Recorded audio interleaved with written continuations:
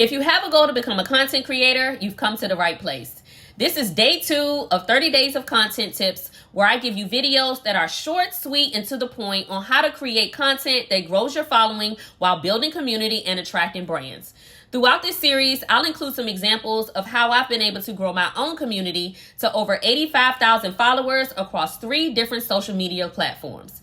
Yesterday, we went over tip 1, post what you like and don't be afraid to post. So let's get started with the second tip, which is take off the creator voice and use your own. One of my favorite types of content is doing a voiceover over a well-edited video, and we'll talk more about best practices for editing in tip 24.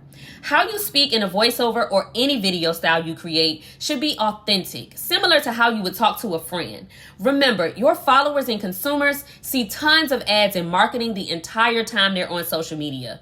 It can become easy for them to spot an ad as soon as your video starts if you're talking as though this is just another ad post and you're only attempting to connect to them to get them to buy something.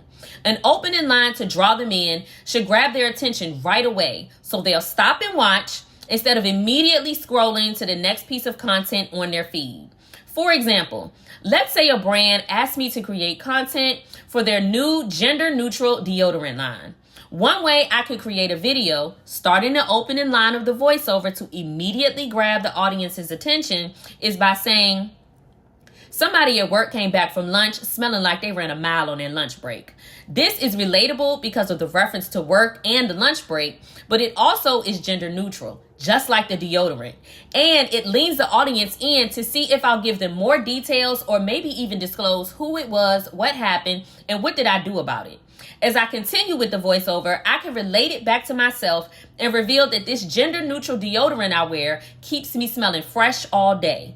Creating in this way presents a relatable problem, gives them an intriguing storyline to follow, and ends with a solution to the problem you presented. This authentic, relatable type of content style is completely opposite of using what I call a creator voice. A creator voice would sound like, this gender-neutral deodorant is exactly what you need to smell fresh all day long. This immediately sounds like an ad, and you've likely lost the audience's attention before you can explain the problem, give them a solution, and tell them the benefits of the product. Not only does the creator voice come across like an ad, but to your community, who likely already know how you talk on a normal day-to-day basis, it sounds disingenuous. Here's a few examples of what my authentic voice sounds like, even when I'm creating content for brand partnerships. Making a good first impression when you're in a dating season is so important. And there's so many things to worry about. Will food get stuck in my teeth? Will I trip and fall if I wear heels? And yes, both have happened to me. Thankfully, Shea Moisture took one worry away with this new whole body deodorant. Yeah, the 30-plus girl is starting to feel a little stiff. So I'm at disappointment at stress zone. No, this is my first time, so I ain't know how I was gonna go. I did learn stretching is just as important as exercise as you get older. And can help with joint pain and increasing your mobility. For those people used to think sunscreen was only for them, wasn't very mindful. It turns out it's for us too. Just because you're getting older doesn't mean your skin has to look like it says. Now, it can be easy to feel intimidated or be self-conscious about using your normal speaking voice.